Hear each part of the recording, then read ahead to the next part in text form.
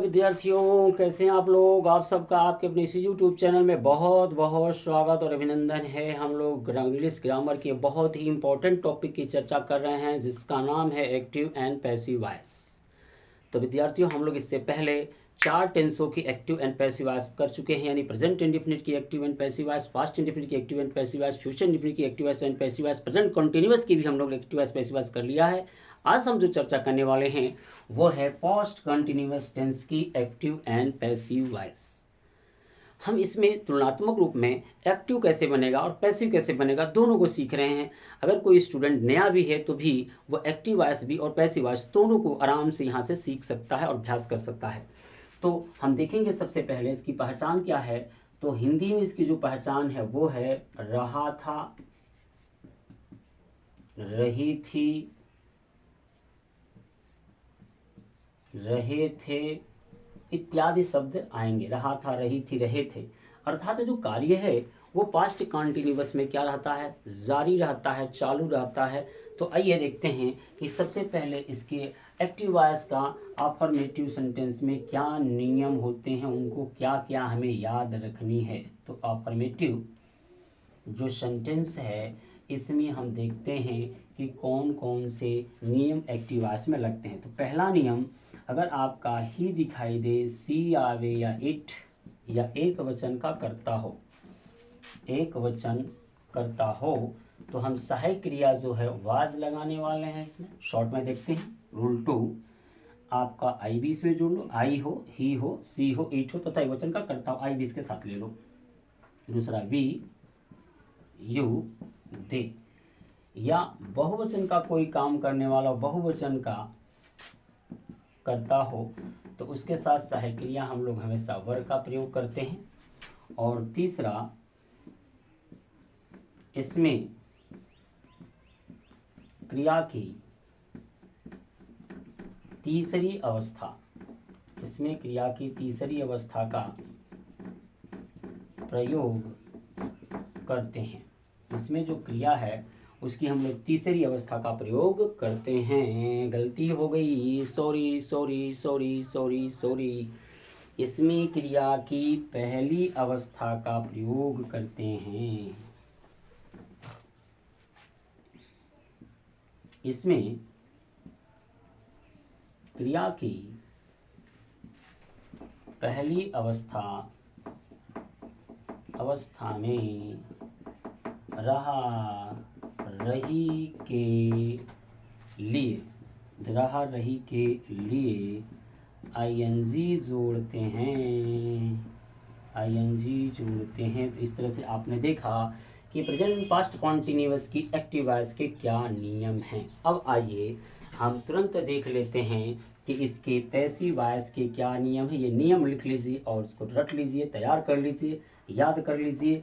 अब हम देखेंगे कि इसके पैसिव वॉइस के क्या नियम हैं। तो पैसिव वॉइस में हमें क्या देखना है, पैसिव वॉइस के रूल 1, इसमें भी ही हो, सी हो, इट हो या एक वचन का कर्म हो, एक वचन का क्या हो, आपका कर्म हो, तो सहायक क्रिया जो है वास और B I N G being का इस्तेमाल करेंगे।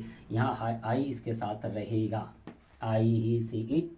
एक वचन कर्म हो तो वहाँ पर जो सहायक क्रिया है वो हम वास बीइंग का प्रयोग करते हैं। दूसरा, आपको वी, यू, दे या बहुवचन का कर्म हो, बहुवचन का कर्म, तो वहाँ पर सहायक क्रिया हम लोग वर और उसके बाद बीइंग, वर बीइंग का इस्तेमाल करते हैं, वर बीइंग का प्रयोग करते हैं। और रूल 3, इसमें क्रिया की, इसमें क्रिया की तीसरी अवस्था का प्रयोग करते हैं, इसमें क्रिया की तीसरी अवस्था का प्रयोग करते हैं। तो ये है अपने पैसिव वॉइस के मुख्य नियम, जिसे आप लिख लें और याद कर लें। अब हम कंपैरेटिवली देखेंगे कि अफर्मेटिव सेंटेंस में कैसे एक्टिव वॉइस बनाएंगे पास्ट कंटिन्यूअस का और कैसे हम फिर इसका बनाएंगे पैसिव वॉइस। तो आइए बिना विलंब के उदाहरणों की ओर चलते हैं। तो आपका पहला उदाहरण मैं लेता हूँ। सीता मंदिर जा रही थी। अब इसका मतलब है वो मंदिर नहीं जा रही है क्या?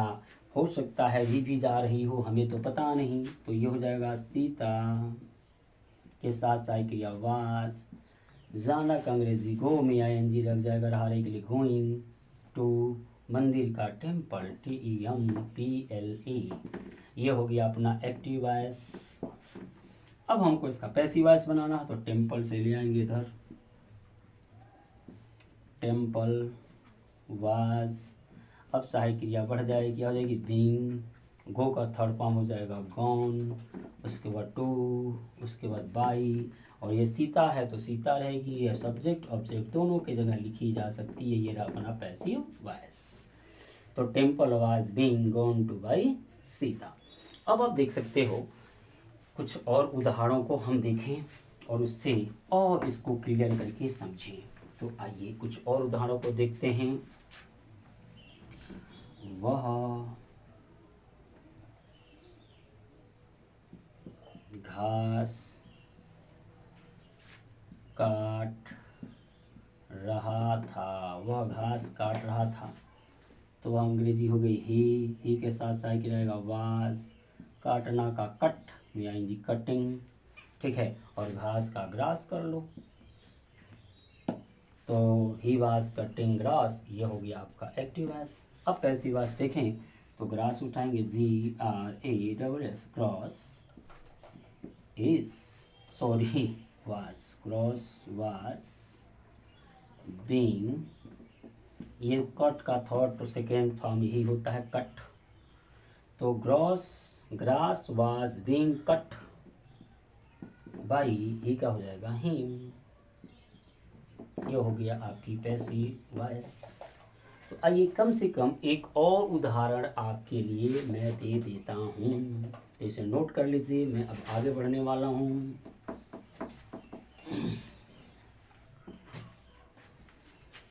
वे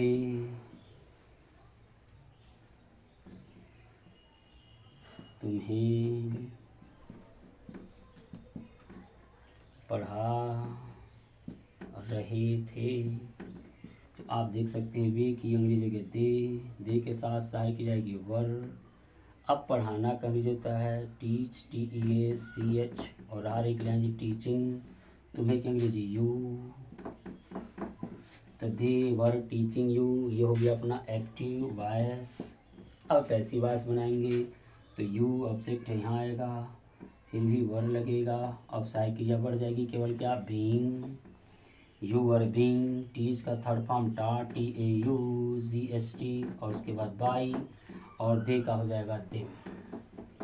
तो ये हो गया अपना पैसिव वॉइस, यानी you were being taught by them. तो हमने इस तरह से देखा कि पास्ट कंटिन्यूअस की एक्टिव और पैसिव वॉइस कैसे बनते हैं।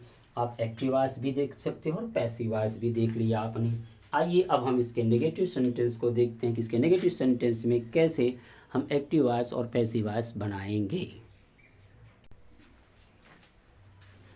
तो विद्यार्थियों आइए देखते हैं अपनी पास्ट कॉन्टिन्यूअस के नेगेटिव सेंटेंस की एक्टिव एंड पैसिव वॉइस कैसे करेंगे। तो देखिए इसमें और की जो सहायक क्रिया है एक्टिव वॉइस की और जो सहायक क्रिया है पैसिव वॉइस की, वो यहाँ पर भी वही लागू होना है, वही नियम हमको लागू करना। केवल यहाँ वाक्य में नहीं शब्द आएगा तो इसके लिए हमें नॉट बढ़ाने की आवश्यकता है। जैसे आइए एग्जाम्पल के साथ समझते हैं। वह पत्र नहीं लिख रहा था। वह पत्र नहीं लिख रहा था तो वह क्या लगेगी? ही के साथ लगेगी वाज, ही वाज। उसके बाद क्या जाएगा? नॉट। लिखना का अंग्रेजी होती है राइट, और राइट में writing. He was not writing पत्र का लेटर, LETTER। यह हो गया अपना active and voice. He was not writing letter. Passive voice letter, अभी एक ही है लेटर तो वाज रहेगा, और नॉट वहीं रहेगा, और ये आ जाएगा आपका being. Letter was not being, writing का हो जाएगा राइट का थर्ड फॉर्म राइटिंग, और आपका बाई जो ही होता है, ही का ऑब्जेक्ट होता है हिम, यहाँ आ जाएगा हिम, और ये हो गया आपका पैसिव वॉइस, यानी letter was not being written by him. आइए एक आध और उदाहरण लेते हैं इसके लिए।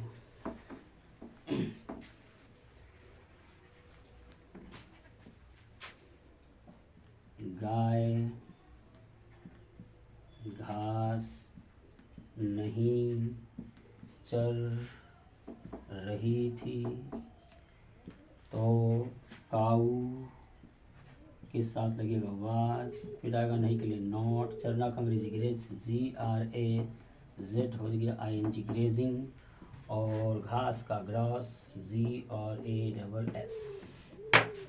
तो आपने देखिए कि काऊ वाज नॉट ग्रेजिंग ग्रास, और ये हो गया अपना एक्टिव वॉइस। अब जरा पैसिव वॉइस की बात करें तो ग्रॉस लेके आएंगे GRASS, ग्रॉस वाज नॉट, यहाँ बीइंग आ जाएगा, ग्रास वाज नॉट बीइंग। अब ग्रेज का थर्ड फॉर्म ग्रेज जो होगा GRAZED ग्रेज्ड।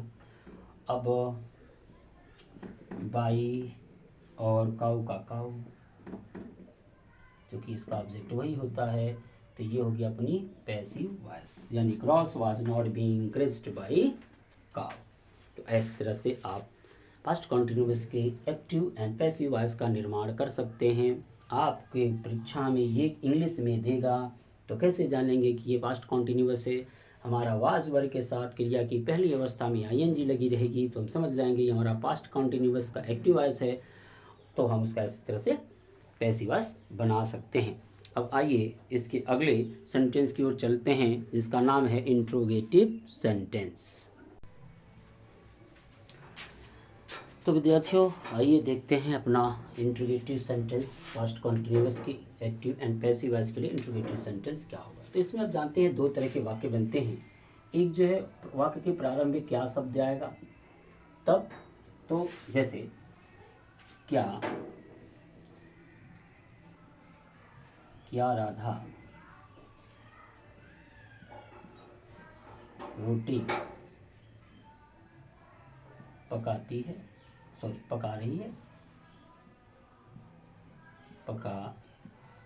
रही थी। आप देख सकते हैं क्या राधा रोटी पका रही थी। अब ये राधा है तो राधा के साथ कौन सी सहायक क्रिया यूज करेंगे, वाज। तो वाज राधा, पकाने का अंग्रेजी कुक, और रोटी का ब्रेड, तो कुकिंग BREAD ब्रेड। तो गया वाज राधा कुकिंग ब्रेड, यानी यदि वाक्य के प्रारंभ में क्या शब्द आएगा तो आपको व्हाट लगाने की आवश्यकता नहीं है, केवल सहायक क्रिया जो है वो पहले कर देंगे, उसी माने क्या हो जाता है। अब इसका पैसिव वॉइस करेंगे तो ब्रेड भी एक ही है तो यहाँ वाज ही रह जाएगा। अब ब्रेड को इधर लाएंगे, वाज ब्रेड, और यहाँ जाएगा बीइंग, और कुक का थर्ड फॉर्म हो जाएगा कुक्ड बाई, राधा का राधा। ये हो गया was bread being cooked by Radha. आइए एक आध और उदाहरण देखते हैं, और इस उदाहरण के माध्यम से हम जो है अच्छी तरह से समझ लें कि यदि वाक्य के प्रारंभ में क्या शब्द आएगा तो हम क्या शब्द की अंग्रेजी नहीं लगाते हैं, बल्कि उसके स्थान पर सबसे पहले सहायक क्रिया, फिर कर्ता, फिर मुख्य क्रिया, फिर कर्म, फिर प्रश्नवाचक चिन्ह लिखते हैं। और पैसिव वॉइस में भी यही होता है, सबसे पहले सहायक क्रिया लिखेंगे, फिर कर्म लिखेंगे, बेंग लिखेंगे, फिर क्रिया का थर्ड फॉर्म, और फिर कर्म, और उसके बाद प्रश्नवाचक चिन्ह। क्या हुआ,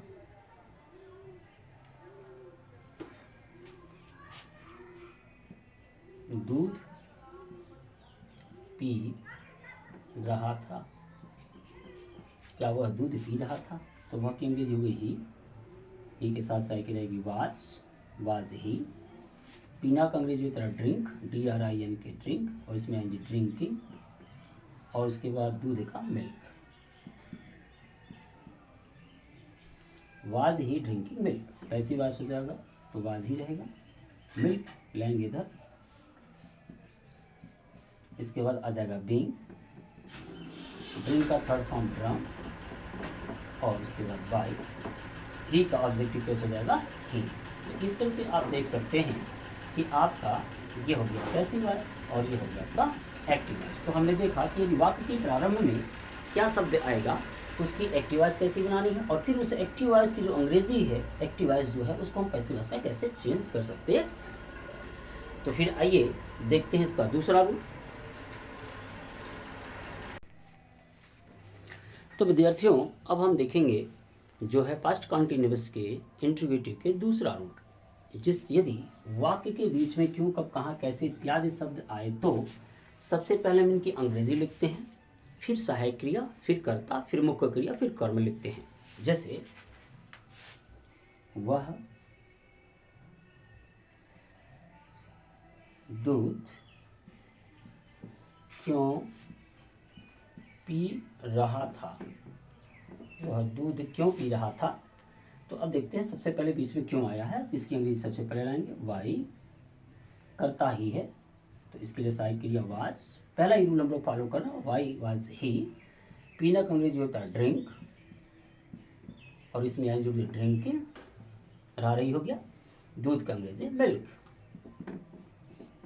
और लास्ट में क्वेश्चन मार्क। अब इसका जब हम, ये तो हो गया अपना एक्टिव वॉइस, जब हम इसका पैसिव वॉइस करेंगे तो कुछ नहीं करना है, आप वाई यही रहेगा, क्योंकि मिल्क के साथ वाज लगेगा तो वाज भी ऐसे ही रहेगा, यहाँ आ जाएगा मिल्क और यहाँ आ जाएगा बीइंग, और ड्रिंक का थर्ड फॉर्म ड्रंक, और यहाँ आ जाएगा बाई, और ही का ऑब्जेक्टिव केस हो जाएगा हिम, और लास्ट में क्वेश्चन मार्क, और ये हो जाएगा इसका पैसिव वॉइस। तो आपने देखा इसी तरह से यदि कब आएगा तो हुआ ना जाएगा, कहाँ आएगा तो हुआ ना जाएगा, कैसे आएगा था हुआ जाएगा, इन्हें सारा कुछ ऐसे ही बनना है, इसमें से कोई भी आ जाए। तो आइए देखते हैं इसमें एक हु वाला प्रयोग कैसे बनेगा।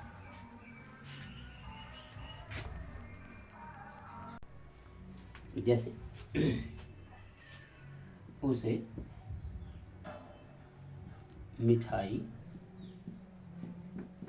कौन दे रहा था, तो यहाँ हो जाएगा हु के साथ साइड की जाएगी वाज, देना अंग्रेजी गिव, तो गिव में यानी गिविंग, और अब देख सकते हैं उसी की अंग्रेजी हिम, और मिठाई का स्वीट, तो who was giving him sweet. अब इसका पैसिव ये हो गया एक्टिव वॉइस। अब इसका पैसिव वॉइस करेंगे बाय होम से बनाएंगे, बाय होम। अब आपका ये हिम या स्वीट से बना सकते हैं, वाज ही बीइंग गिवन, अब किसको स्वीट बचा है, स्वीट लिख दीजिए। तो by whom was he being given sweet, या इसको ऐसे भी बनाया जा सकता है, by whom was sweet being given और him। तो इस तरह से आप देख सकते हैं कि हम लोगों ने जो है पास्ट कॉन्टिन्यूअस की एक्टिव वॉइस और पैसिव वॉइस भी देख लिया। अब अगला जो टेंस होता है वो होता है फ्यूचर कंटिन्यूअस। तो आपको मैं बता दूं जो फ्यूचर कंटिन्यूअस है यानी फ्यूचर FUTURE, फ्यूचर जो कंटिन्यूअस है वो फ्यूचर कंटिन्यूअस का पैसिव वॉइस नहीं बनता, क्योंकि इसके लिए सहायक क्रिया उपलब्ध नहीं होती। क्योंकि आपने देखा कि इन सबके साथ सहायक क्रिया में पैसिव वॉइस में बी लग रहा था, बी में यानी बीइंग, लेकिन अब फ्यूचर कंटिन्यूअस के देखेंगे तो इसमें ऑलरेडी फ्यूचर कंटिन्यूअस की जो एक्टिव वॉइस की सहायक क्रिया है वो विल भी सेल भी होती है, इसलिए इसमें क्रिया सहायक क्रिया उपलब्ध न होने की वजह से इसका पैसिव वॉइस नहीं बनता, यानी इसका जो हम लोग पैसिव वॉइस नहीं बनाते। लेकिन हम लोग अगले वीडियो में इसका एक्टिव वॉइस जरूर देखेंगे, इसका पैसिव वॉइस नहीं बनता, लेकिन हम इसका एक्टिव वॉइस देखेंगे कि इसकी एक्टिव वॉइस को कैसे बनाया जाएगा, कैसे सीखा जाएगा। क्योंकि हम आपको तुलनात्मक पढ़ा रहे हैं तो हम एक्टिव वॉइस जिसका पैसिव वॉइस डिस्टेंस का नहीं बनेगा उसका भी हम आपको एक्टिव वॉइस बताया करेंगे। तो फिर नेक्स्ट वीडियो में हम लोग मिलते हैं और देखते हैं फ्यूचर कॉन्टिन्यूअस की एक्टिव वॉइस कैसे हम बनाएंगे।